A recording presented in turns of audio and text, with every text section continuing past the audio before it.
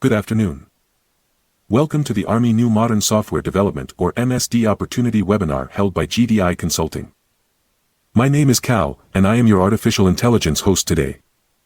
With me is Ab Vand, VP for Capture at GDI Consulting and a subject matter expert on these opportunities. Ab has over 30 years of experience in capture and proposal management. He is considered an expert in self-scoring as well as traditional proposal and capture efforts. Ab has managed over 1,000 successful capture and proposal efforts and is a regular contributor to Washington Technology and other online GovCon magazines. He has also held numerous training webinars for various APMP chapters and Apex, previously PTAC, offices throughout the U.S. Before starting, there are a few housekeeping notes I would like to mention. First, this webinar is being recorded and the link to the recording will be sent to you within 24 hours. Second, we will hold a Q&A session at the end and answer your questions based on the time constraints. You can send your questions during the webinar by the chat system to the right of your window and Ab will address them at the end. Third, you can download this presentation by clicking on the link under File on the right-hand side panel on your window. We highly recommend you download the slide deck so that you can always refer back to it. Here's the agenda for this webinar. We will first have a quick glimpse on GDI Consulting's capabilities. Then, a short discussion of the general details of the new MSD opportunity, as well as its scope of work. Next will come a discussion of the proposal requirements and then Ab will discuss the source selection process. Finally, before answering any questions, Ab will provide his recommendations towards preparing a winning proposal. So, with that, I will now hand over the control to Ab to start the webinar. Ab, please. Thank you, Cal, and hello everyone. Thank you for participating in our webinar. This webinar is part of our informational capture webinars.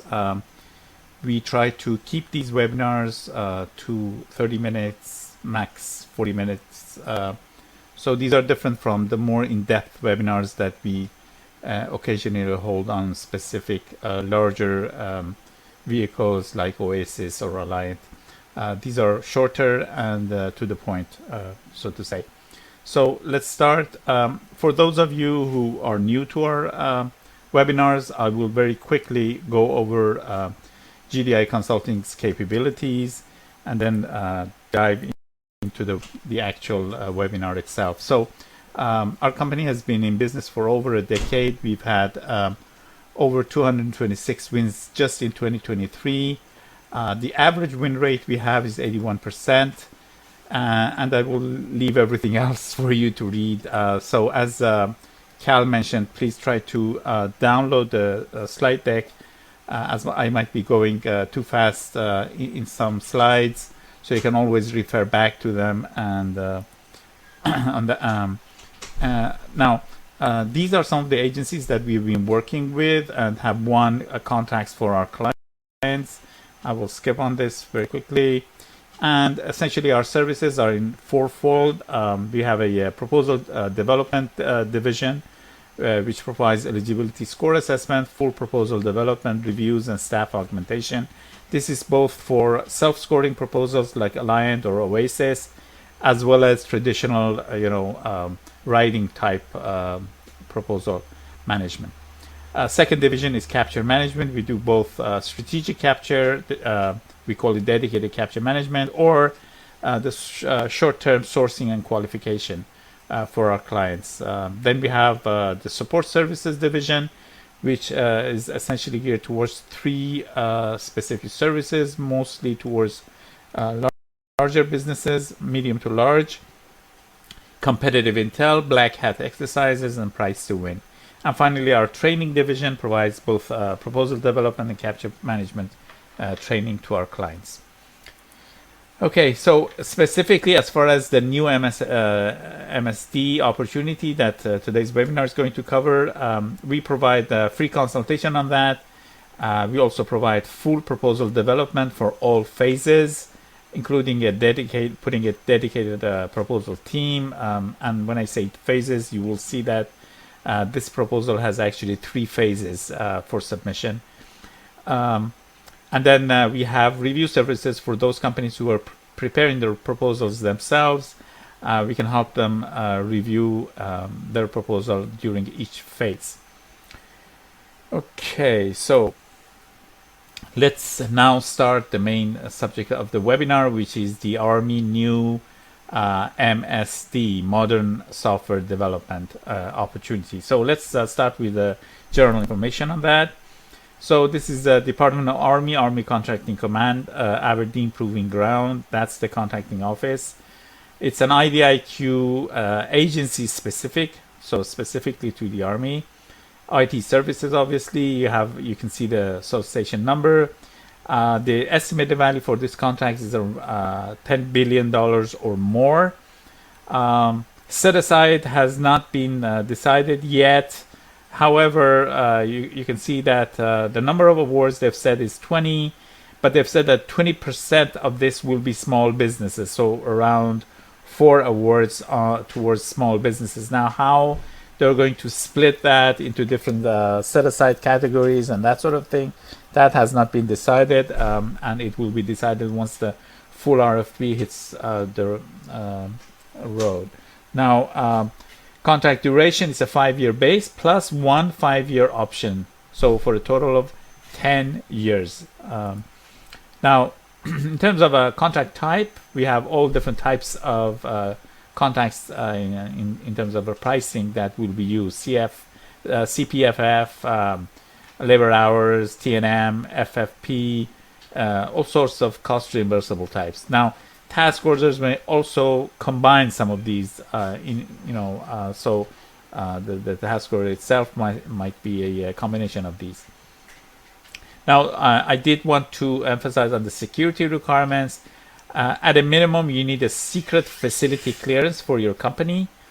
And at a minimum, you need secret clearance for the personnel that you will use performing the task orders. Now, unfortunately, as this is a draft RFP, the secret FCL is not clear when they want it. As part of a submission or not, but probably that will be the case. So, and probably since it seems that the award will be very quick, so essentially you need to have this, otherwise you will not be able to start performing on the contract task orders.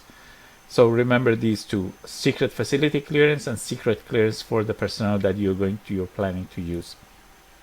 Now, this is the timetable. So the draft RFP was released in July 2024. In October 2024, they expect to release the full RFP. That's what the government has said. However, they have mentioned recently that there's going to be a industry day in November. That makes a little bit shaky whether they're going to actually issue the full RFP and then hold the industry day, or vice versa. So the full RFP might actually slip into November. We'll have to see. Now, based on that initial schedule, November 24, where you're supposed to submit proposals, probably a 30-day period, and then they were planning to award the contracts in February 2025 and start the task orders at the same time. So this is their planning. Okay, now some of the things that they're saying that the problems that they're planning to solve in this new MSD opportunity. Problem 1, rates are too low to attract top talent. So what they have done is that they have issued, in the RFP, if you read it, there are 2 types of LCATs that you're supposed to provide. The usual LCATs that are specific to that requirement, and then stacked LCATs. Stacked LCATs are those who can be used in multiple roles, and this actually provides more attraction for top talent that can be used in multiple roles. So they call it stacked LCATs. Problem number 2, awarding to paper tigers, meaning some companies are very good at writing, so they have very good proposal writing capabilities, but the government has realized that once they're awarded, they can't actually perform. So what they're going to do, and we'll see, there's a technical challenge. In other words, you have to go in there, sit down and start actually writing code and preparing a software. They want to see that you can actually do that. Problem number 3, speed to task order award. So they want to be able to issue the task orders quickly and decide on them. So they're going to issue SUs. Most of them are essentially oral presentations, and then the pricing is what you provide in the IDIQ for the different LCATs. So this way, essentially they decide through oral presentations and very little writing which companies they want to award to. Problem number 4, proper incentives for and the solution they have said: expedited delivery, enhanced performance. They're going to actually provide CLINs for these and pay you extra if you can provide expedited delivery, enhanced performance. And lastly, problem number 5, speed to replace poor performers. So what they've said is that when they select the winner for the awardee for one task order, they always select a second awardee, and that will be in place for at least 1 year. So if the first company that is awarded that task order has any problems, the government can very quickly switch to the second one and continue the performance. So these are some of the goals in the way that they have actually prepared this new MSD opportunity. Okay, let's move forward. And 4 people are involved so far into this from the government side. So the main contact specialist is actually supervisory contact specialist, branch chief, in fact, is Christopher Fisher from the U.S. Army Contracting Command. And then 3 other people have been involved in this as far as we are concerned. So Daniel Moyer, Executive Director of U.S. Army Contracting Command, Lionel Garcia is CIO for the Department of Army headquarters, and Jennifer Swanson, Deputy Assistant Secretary of the Army for Data Engineering and Software, and Assistant Secretary of the Army Acquisition, Logistics and Technology. So these are the people involved in case you want to actually reach out to them for this opportunity. Okay, now let's look at the general scope of the new MSD. So the background: this is an MA multiple award IDIQ for modern software development services to the Army and its operating agencies, obviously, to enable the creation of software that will aid in completion of their objectives and supported activities. So that's essentially what the overall idea is. Now the scope: the MSD contract is designed to provide the U.S. Army with software solutions that comply with the guidelines established in our Army Directive AD 2024-02. And that's the most important part, is the enabling modern software development and acquisition practices. So that's spelled out in there. And in there, actually the directive emphasizes some specific points: agile methods, software metrics, modernizing testing, DevSecOps, CI/CD, and use of digital engineering practices and data centricity. So these are the most important things that are actually in that Army directive, and the new MSD wants to actually be in line with those requirements. So the objectives of the new MSD are: enable rapid access to pool of vendors that embody of the values and principles described in the Agile Manifesto, establish rates that enable the Army to attract top contractual talent. As this is, as I mentioned, the rate, the numbers, pricing that you give at the IDIQ level will remain fixed. Incentive quality performance and address emerging and new software, data, digital engineering, AI, and cyber best practices. So these are the objectives of this. Now, I just wanted to emphasize those items, the modern principles. So it was agile, software metrics, testing, CI/CD. CI/CD is the continuous integration, continuous delivery. and also continuous integration, continuous deployment. DevSecOps, UI, UX, and data centricity. These are the items. Okay, now the type of work that will be required in the task orders are essentially 6 types. Custom software development, adapting a software solution, software security, modernization and automation of software hosting and operations, digital engineering, and data work. Everything about data. So these are the 6 different types of work that will be required in the task orders once you're awarded this contract. Okay, having said that, let's look quickly at what the proposal requirements are. So essentially, it's a 3-phase approach. In phase 1, you provide volume 1 general, which are all the administrative documents and things that usually go with a submission, plus volume 2 factor 1 technical corporate experience. I'll come back to this. So that is submitted in phase 1. If you're accepted, then you go to phase 2, and here you provide volume 2 factor 2 technical corporate experience. This is the same as volume 1, you can see. So you don't submit anything here, but they're going to review it. So this is part of, you have submitted it already in phase 1, but they're going to review it in phase 2 as well as in phase 1. Then volume 3 factor 3 small business participation plan and things like that. And your pricing, volume 4 factor 4 cost price. So both the pricing for the LCATs and price justifications and the write-ups towards price. So that's in phase 2. If you're accepted, and I'll go into the acceptance process or source selection. If you're accepted, then you move to phase 3.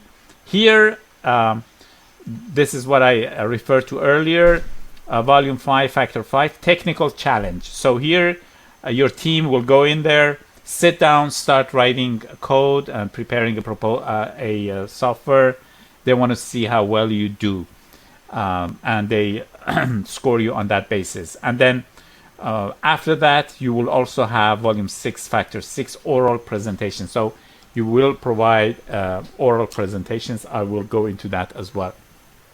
So these are the 3 phases for the submission of your proposal. And I have outlined it in more detail. So in phase 1, volume 1 general and volume 2 factor 1 technical corporate experience. I will not go into the details. Essentially, what I explained. Now, if you look at phase 3, volume 5 factor 5 technical challenge demonstration, under notes, you'll see that there's a 2-day DevSecOps sprint and 2 4-day development sprints. So these are those sprints that you actually have to do. They want to check whether you're doing it well or not. And then we have volume 6 factor 6 oral demonstration. It covers MSD management, software team staffing, walkthrough of the technical challenge above. Volume 5, those 2 days DevSecOps and 4-day development sprint, and then Q&A. So these are the different parts of the structure for the proposal. Now, I'm not going to go into the detail of all of these, but there's some of these that are key and important. Mainly this phase 1, volume 2, factor 1, technical corporate experience, and the same thing, which is the first item in phase 2. This is an important one. So factor 1 and 2 are the same. Technical corporate experience, I want to go into the detail of that. Plus, I will also explain the technical challenge demonstration and the oral demonstration in phase 3, because these are important as well. The rest of them, in volume 1 general, are essentially you just have to make sure that all these cover letter, OCI, data rights, property management plan, all of them are in place. And in phase 2, you have the small business participation. You need to make sure that your plan is to the point, and your pricing, obviously, both the cost narrative and cost proposal, the pricing. So I will not go into the details of these, but what I mentioned earlier, I will go into details. So next slides will be covering that. So here I've said under volume name, factor 1 and 2, or for phase 1 and 2, technical corporate experience. Now, in phase 1, they're going to make sure that you have provided, it's called the corporate experience worksheet, and you have to provide 3 contracts, 3 past performed contracts with to that. Now, in phase 1, they're going to check and make sure that you have actually provided the correct contracts.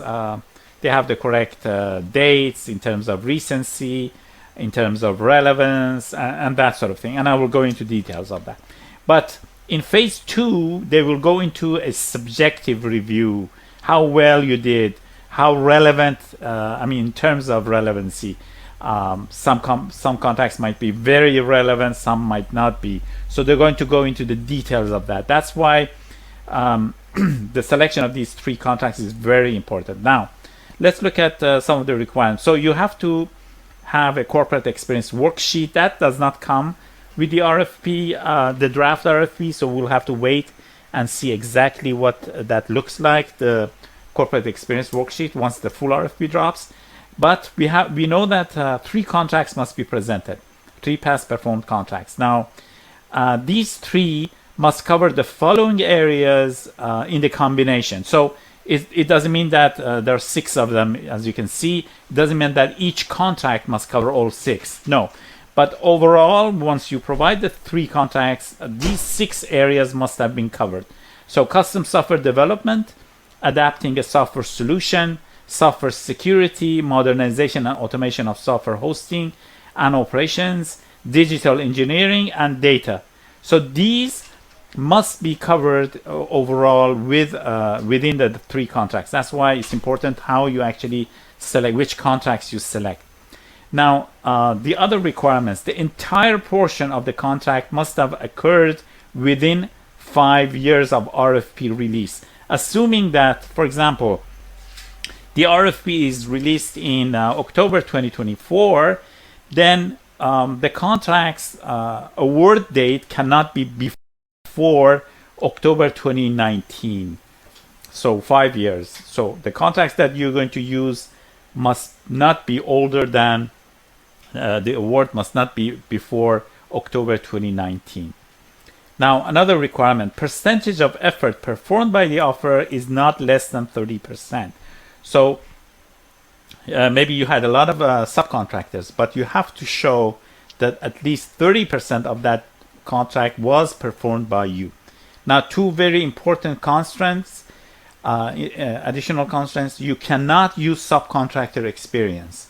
So you can't bring a subcontractor and use one of their contracts as one of the 3 contracts that you're supposed to provide. So all 3 contracts must be in your name. And finally, cannot use contracts in which you were subcontractor. So these must all be prime contracts to the government. You cannot use a contract that you were a subcontractor to a large defense contractor or something like that. That's not acceptable. So you can see that there are a lot of constraints, and you have to pick the best 3 contracts within those. Okay, let's move forward now. Let's look at now volume 5. This is in phase 3. Factor 5, technical challenge demonstration. So here the purpose of this factor is to see how each offerer performs in a live event. Remember that they discussed paper tigers and how to avoid them. So you can't just write a good writing proposal with good writing and then hope to actually win. They want to see you in action. So this is the program. Each offerer will be given a 2-week, that's a 10-day period, split into the following sprints. A 2-day DevSecOps pipeline configuration and integration sprint, and 2 4-day development sprints. Product development focused on using the pipeline built in the 2-day sprint. So you will work on that DevSecOps. So that's the thing, and the timing is 8 a.m. till 5 p.m.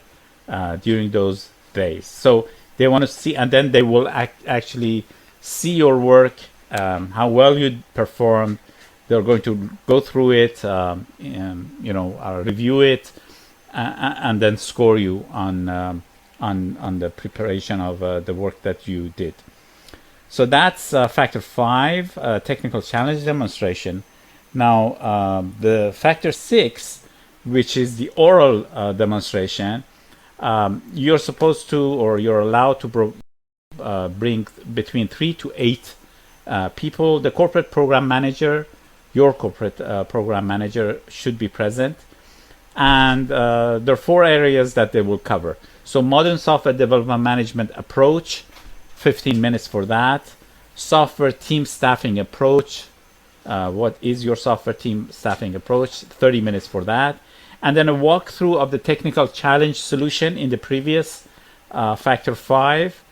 So you discuss that, how you did it, and things like that. 75 minutes. And then a Q&A session, 15 minutes, that they have said they might extend that Q&A session.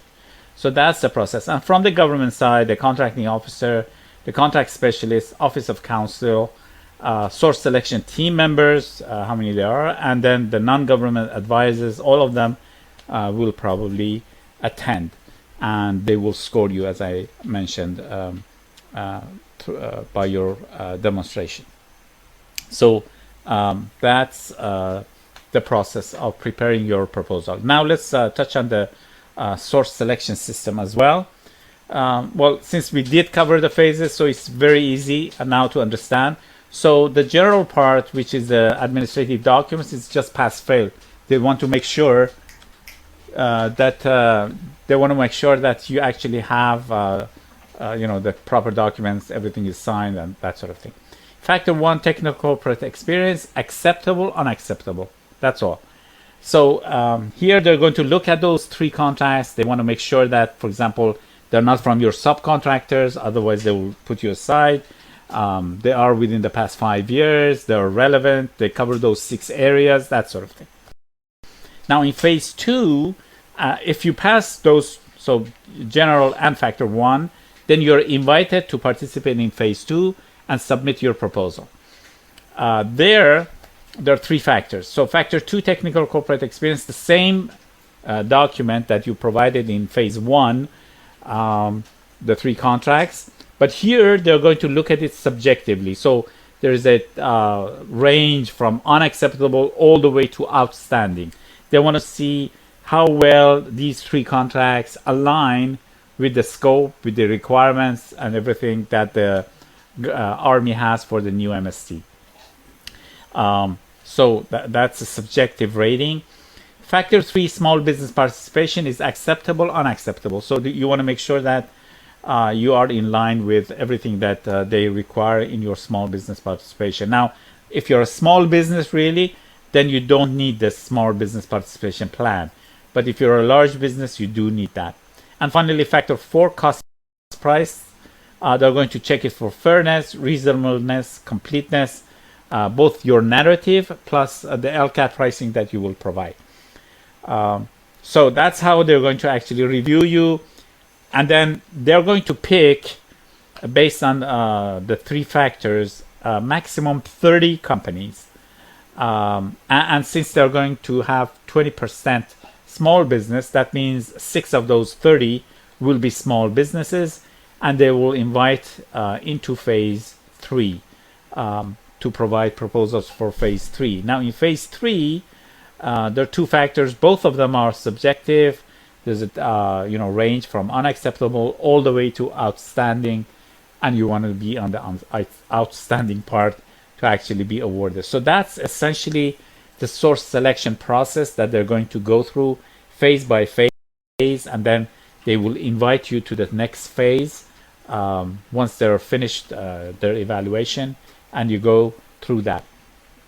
Now you can see that for phase 3 you need to do a lot of work or practice and things like that. So I do recommend that you actually, once you submit your phase 1 and are invited to phase 2, you actually start on phase 3 ahead of time and start preparation for that, because you don't want to be rushed.